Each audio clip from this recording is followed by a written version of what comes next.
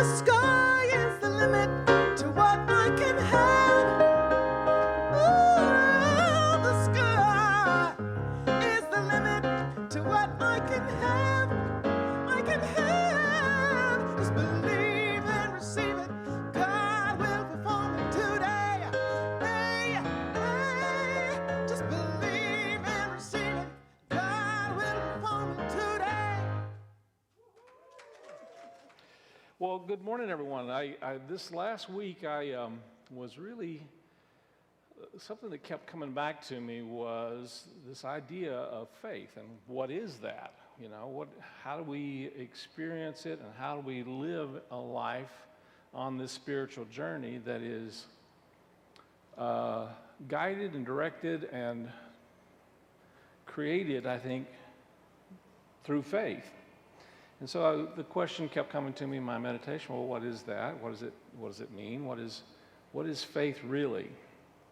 And I came across some time ago this BC comic strip that said, what is faith? And faith is blowing a dog whistle while hanging off of a cliff and knowing that Lassie will hear it. Those of you who don't know who Lassie is, come see me afterwards. No. So, you know, it is a way of living life, but it's actually not something, interestingly enough, we have a lot of way of talking about faith that really kind of makes it a bit confusing. Because we think that we have to develop faith, and we think we have to grow in faith. And oftentimes what that really means is that we have to have more of a belief in God, and there's nothing wrong with that, but I'm going to suggest to you that there's no way for you to develop faith. It's not possible. You already have all of the faith that you will ever want or need. Jesus put it this way. He said, if you have faith as a grain of mustard seed, you can say to this mountain, be cast into the sea, and it will be. I'm paraphrasing, of course. So it's not a matter of how much faith you have. It's really a matter of what are you putting your faith in?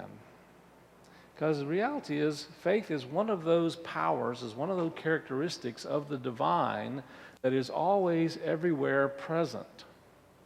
And it's no less present in you than it is in anyone else.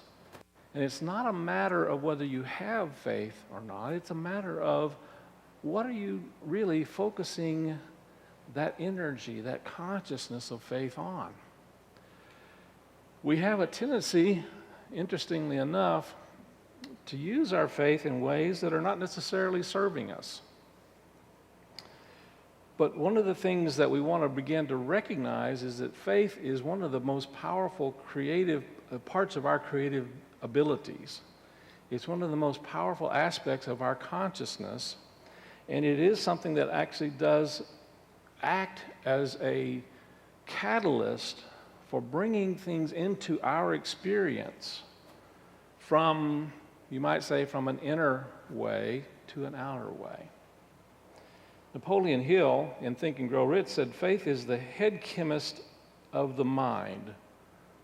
Let me say that again. It's the head chemist of the mind. When faith is blended with the vibration of thought, the subconscious mind instantly picks up the vibration and translates it into its spiritual equivalent and transmits it to infinite intelligence, as in the case of prayer.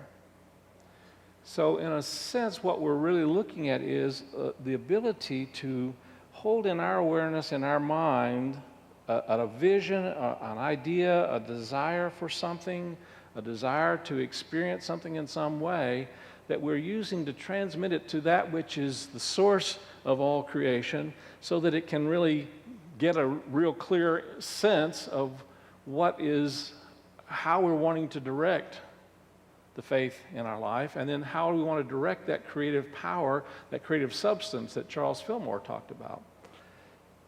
One of the things in unity that we understand from Charles's teaching is that there really is only one substance that all things are formed and shaped out of.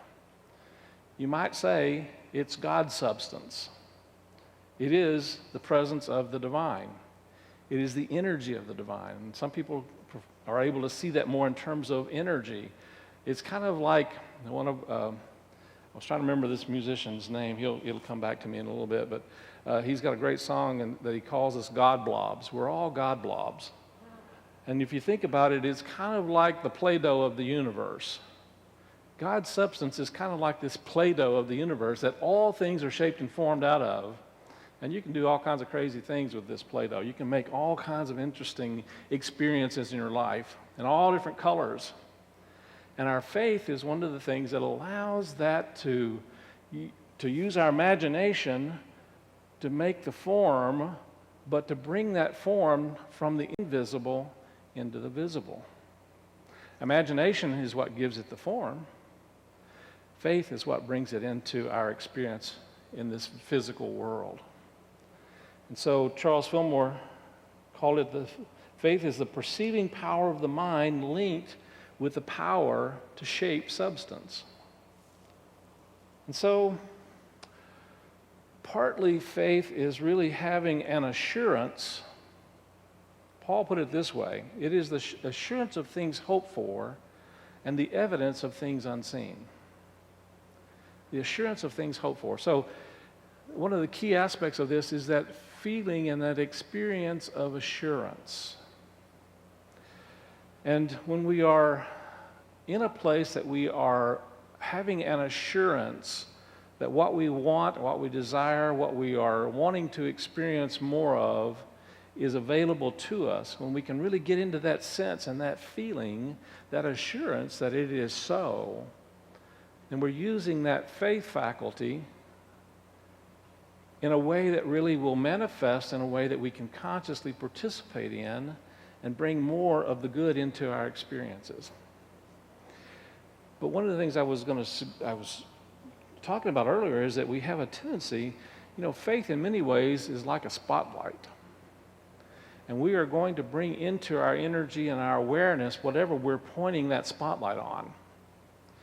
We have a tendency to point that spotlight directly at what we don't want. And we call that fear.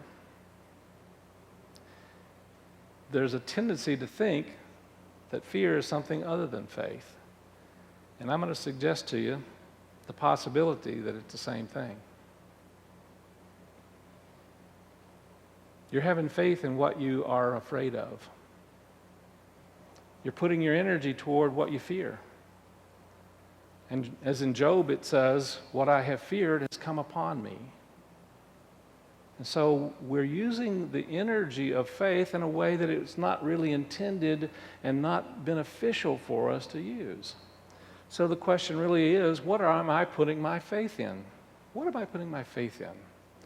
Am I putting my faith in lack? Do I believe there's only so much? Do I have faith that that it's all going to run out? That we're not going to have any energy left? Remember the energy shortage? For years we were blasted with this idea that we're running out of energy. It's not a possibility. We never have, never can, never will run out of energy. Now, we may have run out of ideas about how we can tap into energy, but that's not running out of anything. It really is simply not being open to the greater possibilities of energy coming through a way that we had not previously conceived of. There are those who believe that you can only have energy if it comes out of the ground as some kind of syrupy black car called oil. Petroleum. But we're seeing that there's a huge transition from that one way of experiencing and having energy to things like solar and things like wind energy, things like hydrogen, interestingly enough, and hydrogen not coming from the ground, but hydrogen coming from the sun. Ways of converting the sunlight into hydrogen and using that as fuel. So this idea that we have run out of energy or can run out of energy is just a limitation of our belief system. Are we putting more faith in our illnesses than we are in our wholeness? Are we putting more faith in the decree of some medical person who's determined our lifespan? Or are we truly tuning into an understanding that you are a spiritual being? You are already whole. You are already complete. And if we hold to that understanding, the universe provides ways for that to become manifest out in the world. This is how true healing takes place. It's beginning to recognize and look beyond the appearances. Faith is the substance of things hoped for and the evidence of things unseen. If we are having our faith in the conditions of life and in the world, we're going to create more opportunities for those same conditions. We're creating the consciousness for more of that to come into our experiences.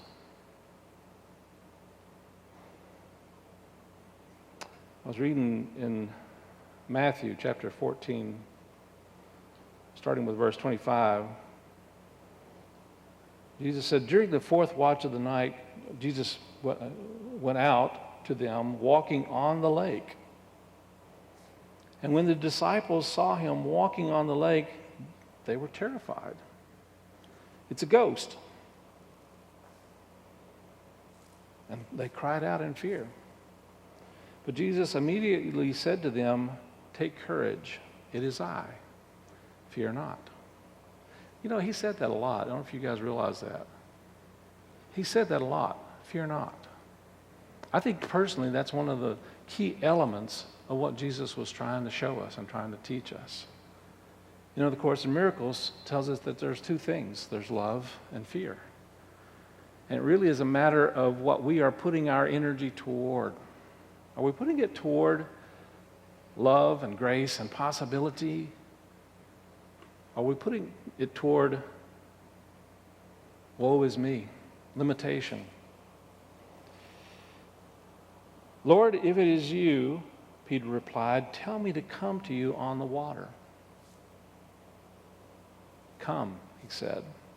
And then Peter got down out of the boat, walked on the water, and came toward Jesus. But when he saw the wind, he was afraid and began to sink and cried out, Lord, save me. And immediately Jesus reached out his hand and caught him.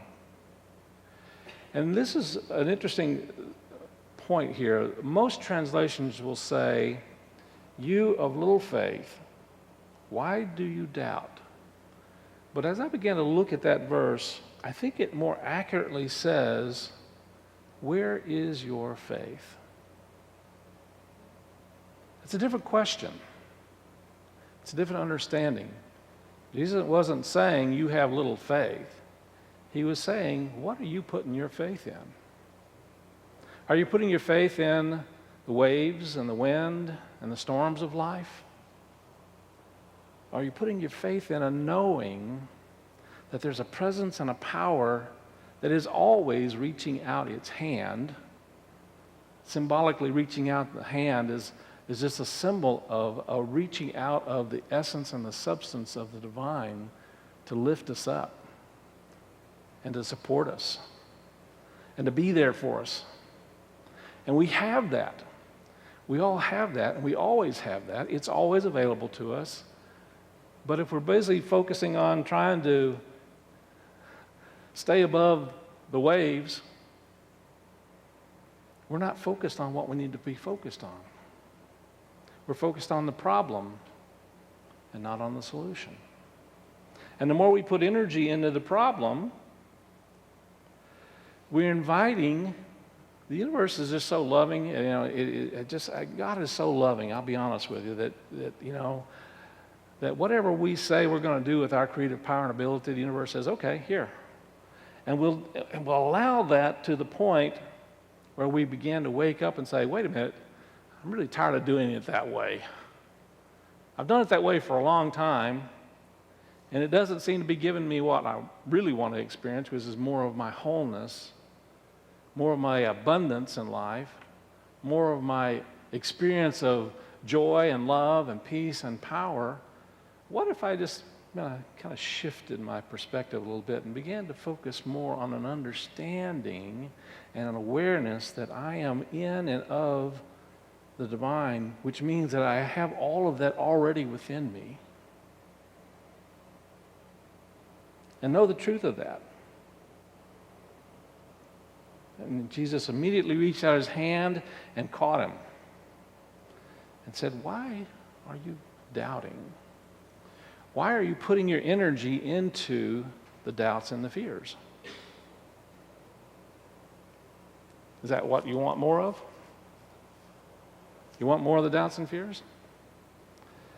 You know, when I pray with people, I feel like my primary role is not, and you know, I suspect, and no one's actually come out and said this to me, but I kind of get a sense that some people think that I'm at times distant when I pray. That I'm not maybe having enough sympathy or enough compassion for the suffering that people are going through. But I want you to understand that I do have sympathy and I do have compassion. But I also know that my important role is not to join you in that, but to see you rising above it, to see you in your wholeness, to know the truth of who and what you are as spiritual lights. And so I can hang out and say, oh yeah, this is really awful. Ain't it awful? With you. And that's the way a lot of times people pray. Sometimes people come for prayer because that's what they want. They really just want someone who will sympathize with them. And I have no problem with that if that's what you really want. But I want you to understand, when you come to me for prayer, I feel like my job is to do that for about this minute. This much. And to spend the rest of my life, if necessary, holding an awareness of who and what you truly are. You are the light of the world, Jesus said. You are the light of the world. There's a wholeness in you and with you and about you that when someone really prays with you, they're seeing that and they know that. So the question came, where does faith come from? Well, it doesn't come, interestingly enough, it doesn't come from us. You know, we don't have faith. Faith is simply one aspect of our divine nature. And Charles Fillmore talked about all the different divine qualities that we have, love being one of them, imagination being one of them. We don't really have love. Love is a part of our essence. And it's a question of whether we're allowing it to flow or allowing it to be restricted or constricted in some way. And if we are allowing it to be constricted in some way, then we feel like we're not experiencing love. And the truth of the matter is, nothing could be further from the truth. We've simply made a creative choice to withhold.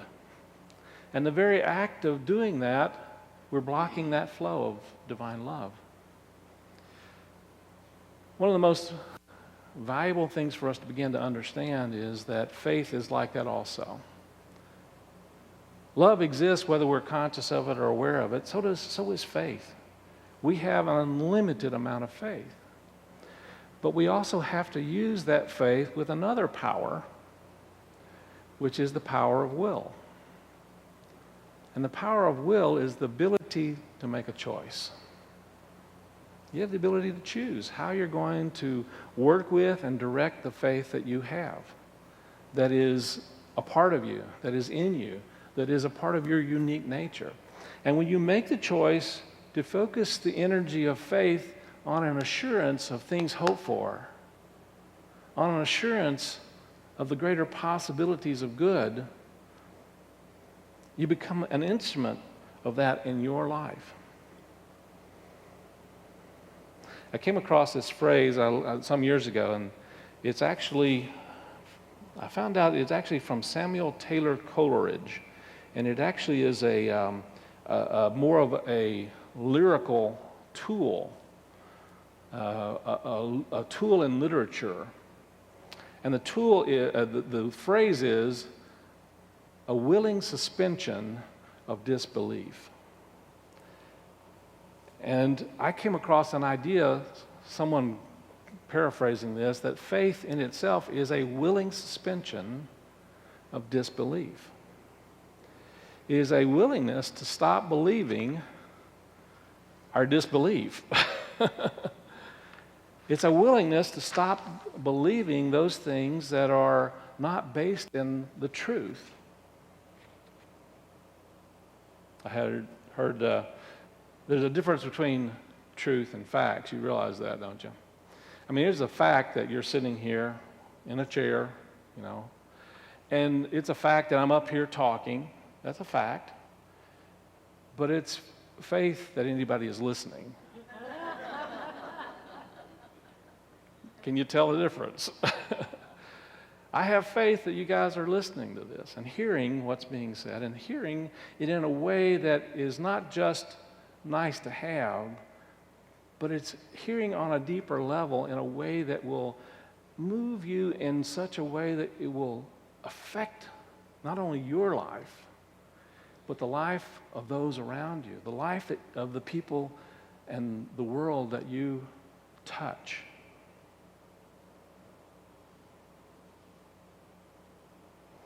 One of my good friends when I was up in Unity in Woodinville was president of my board for many years and just a beautiful spiritual life, Rich Henry. He came across this saying, I don't remember where he got it, but he said, there are many possible futures.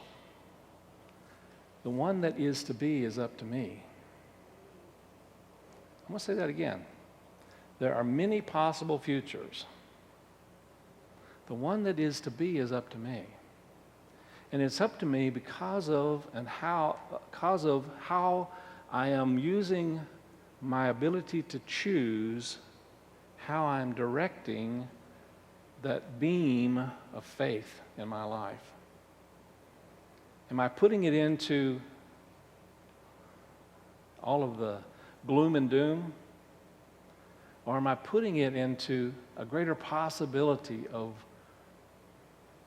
joy and love and grace and peace and health and wholeness and abundance?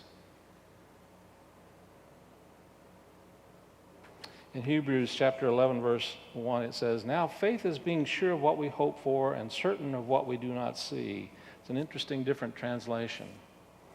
This is what the ancients were commended for. By faith, we understand that the universe was formed at God's command, so that what is seen was not made out of what is visible. By faith, Abraham, when called to go to a place he would later receive as an inheritance, obeyed and went, and even though he did not know where he was going. To me, the whole of Scripture really is a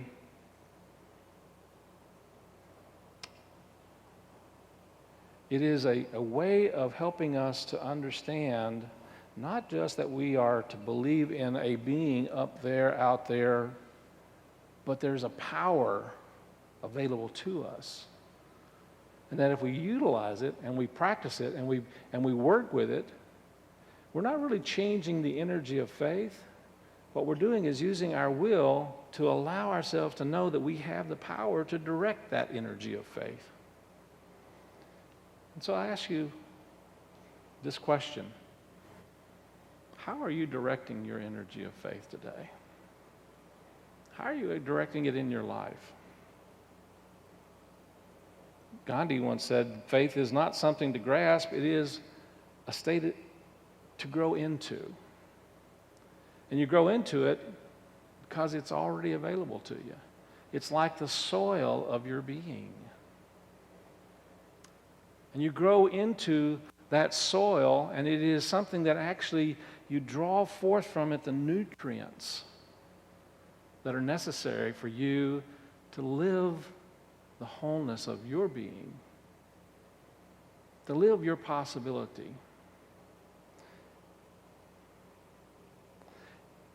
It is, faith, interestingly enough, is not a static word, it's an active word. Because the reality is nobody has faith unless they've stepped out in it. You can have hope. I'm up here. I can have hope I can make it down to that next step. I hope I can. I'd like to. Maybe I can. But what if I can't? What am I putting my faith in? Maybe it's a step up, maybe it's a step down, but there's no faith involved in it until a step is taken. That's how faith works. Unless we're willing to take action on what we truly know is possible and what we truly know is the reality, is the truth of our nature, and begin to act in that way and see ourselves in that way and practice being that way. When we begin to do that, we put the energy and the action of faith, we allow it to work through us. But if we're up here, hoping, wishing, maybe someday, wouldn't it be nice, if only, that's not faith. That's really just getting into the place of assurance.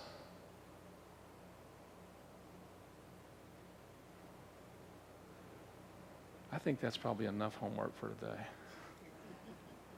What do you think?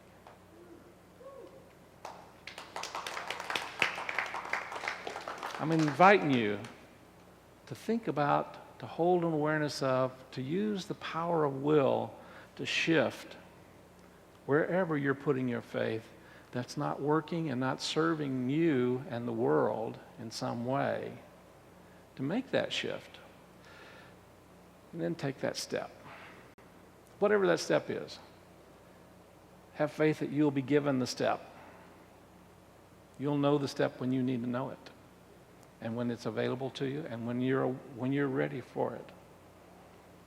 And just take that step and know that there's a power at work in you to bring even more of your true nature and being into the world. And so it is. Let's move into our meditation time.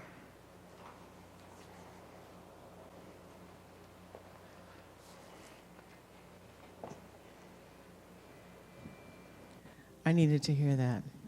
Thank you.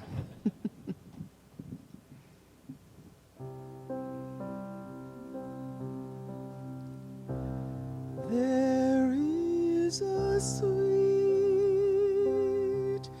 anointing in the sanctuary. There is a stillness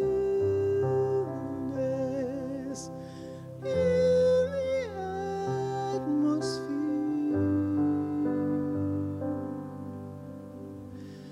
Come and lay down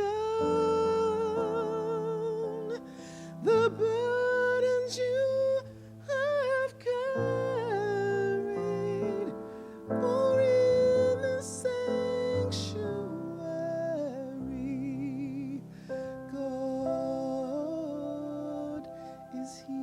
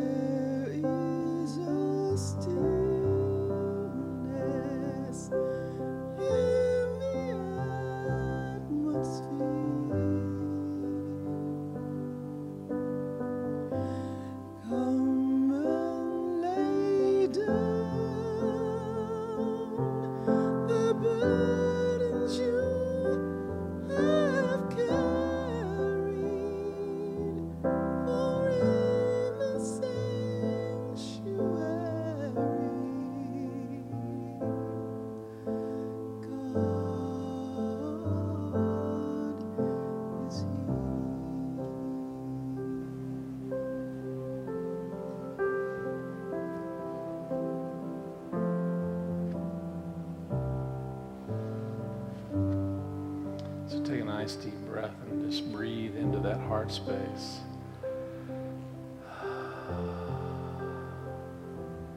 Let your awareness be filled with an assurance of things hoped for.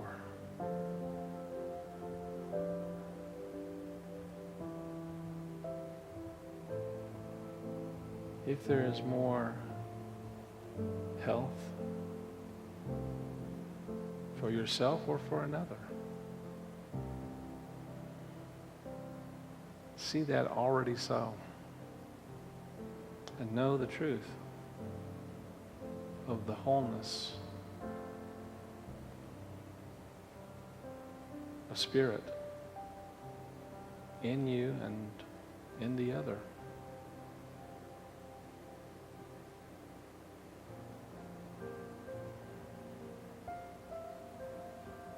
Do not judge by appearances, but have righteous judgment. Judgment that is beyond the appearances. Clarity of awareness, clarity of the vision of truth, of wholeness, of spirit.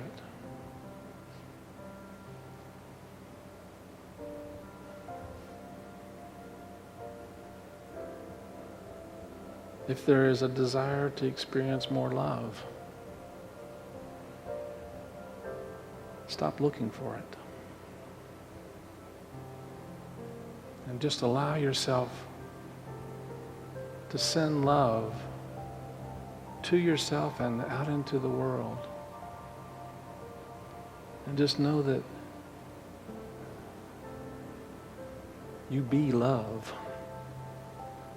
May not be correct English, but it is the essence of your being.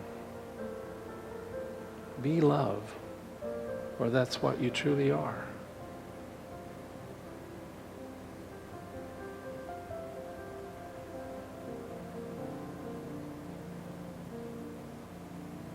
If you want to experience more of abundance and prosperity in your life, be open to knowing and feeling the experience of abundance now in your heart and in your mind, and seeing that abundance in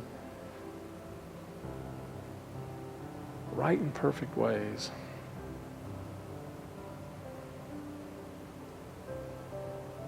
Having all that is needed to be fulfilled,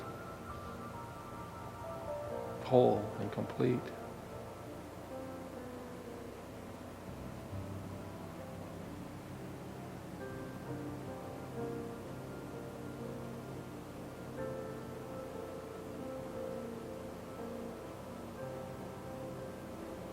We direct our faith in the assurance of oneness and the knowing that our divine nature is already whole and complete.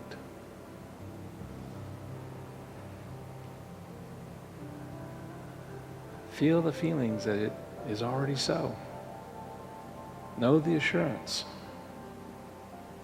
and give thanks.